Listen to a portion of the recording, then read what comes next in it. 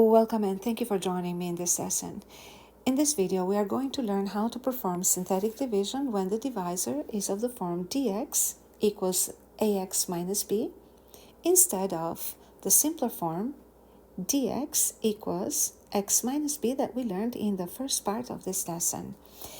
Notice that the coefficient of x is now a, and this is not equal to 1. We are going to follow almost exactly the same synthetic division process that we use in dividing by x minus b. However, we'll need to make one small adjustment.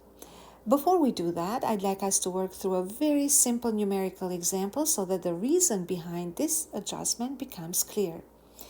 Suppose we divide 24 by 6. The answer will be 4. So we'll say that when the divisor is 6, the quotient is 4. Now, let's divide the same number, 24, by 2. The answer in this case will be 12. So we'll say that when the divisor is 2, then the quotient will be 12. Notice something interesting. The second divisor is 3 times smaller. And when you compare the quotients, you notice that the second quotient is 3 times greater. And this is not a coincidence. We're going to say that as a divisor decreases 3 times, the quotient will increase by the same number of times, 3 times.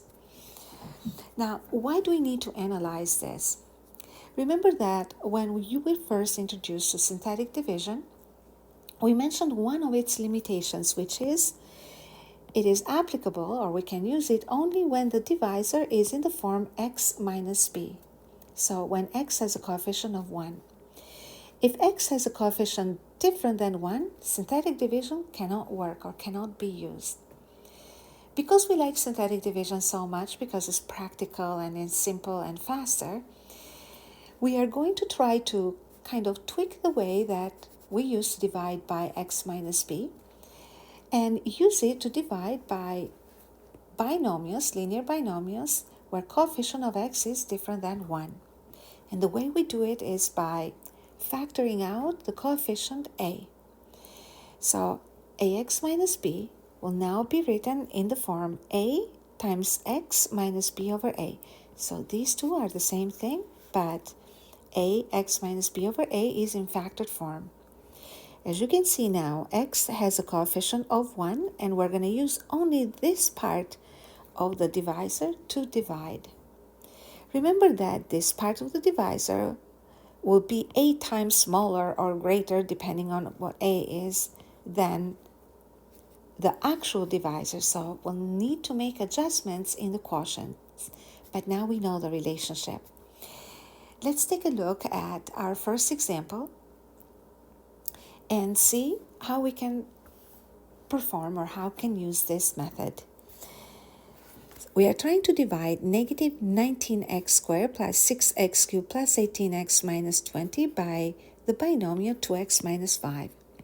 First things first, we're writing the terms in the decreasing order of the exponents, which means that we're starting with 6x cubed, the highest degree term, and then x squared term negative 19x squared, then we have the x term 18x minus 20. And this is being divided by 2x minus 5. Notice how we put brackets around these polynomials because bad math matters still. So, next, we'll list the coefficients exactly the same way that we used when we divided by x minus b. So here goes coefficient 6, negative 19, positive 18, and negative 20. Then we will determine the factored form of 2x minus 5, which will be 2. And then we have x minus 5 over 2. This is the binomial that we will be dividing this polynomial by. So 5 over 2 is the number that we're using. It's similar to the b value. And you can also find this number by simply setting 2x minus 5 equal to 0. So if 2x minus 5 equals 0, then 2x is 5, which will make x equal to 5 over 2. So we're going to build our little triangle, half rectangle here, and we'll list 5 over 2 on the side. Now we'll start the division. Bring 6 down. Number 6 will multiply 5 over 2. 6 times 5 over 2 equals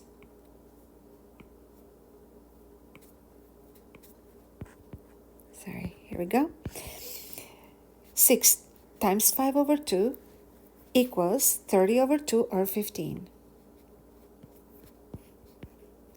Add. Negative 19 plus 15 is negative 4. Repeat the process. So again, we have 5 over 2 will multiply negative 4 this time. So negative 4 times 5 over 2 equals negative 10. Add again.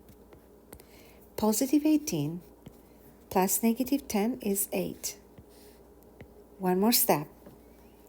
8 multiplies 5 over 2 again. 8 times 5 over 2 is equal to 20. Add again. Negative 20 plus 20 equals 0. So remember that what we divided by here is only x minus 5 over 2. What we want to divide by is by double of x minus 5 over 2. Because we have divided by half of our binomial, it means that the coefficients that represent the quotient, the coefficients of the quotient here, will be 2 times greater. So to adjust this, we will be dividing every coefficient we obtain by 2. And yes, it is the exact same number 2 that we took out here. And that will give us the coefficients 3, negative 2, positive 4, and this will be the remainder, which happens to be 0 in this case. So we're going to say that the quotient will be, remember we're dividing degree 3 by degree 1, so the first term will be an x squared term, the second term an x term, and the last term is a constant. So the quotient is 3x squared minus 2x plus 4.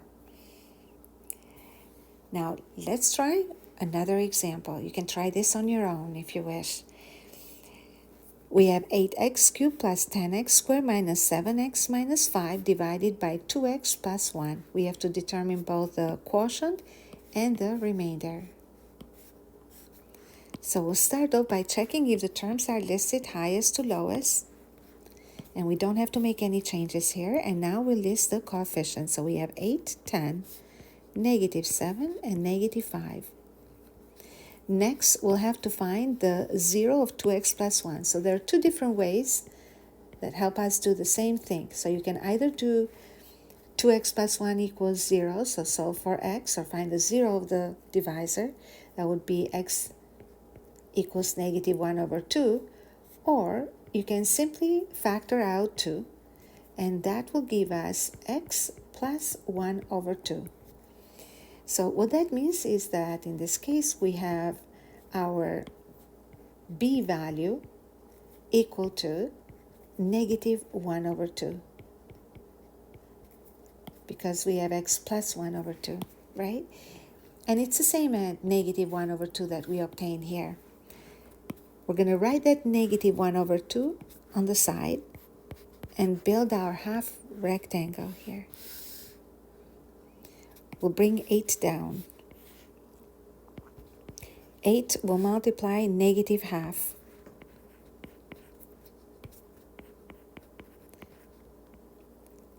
Watch the signs, very important. That is negative 4. add. 10 plus negative 4 is 6. 6 multiplies negative half again. That will give negative 3. Add again. Negative 7 plus negative 3 is negative 10. Negative 10 multiplies negative half. That will give 5. Add again. Negative 5 plus 5 is 0. Now notice that here we have divided by practically x minus 1 over 2. So we have multiplied by half of our binomial. So that means that our quotient is twice as big. So we're going to fix this by dividing every coefficient in the quotient by 2. So we'll have 4, we have 3, and negative 5 as the coefficients of our quotient. The first term will be x squared, the second is x, and the last is the constant term negative 5. So this will be the quotient in our division. And again, we got a remainder of 0 in this case.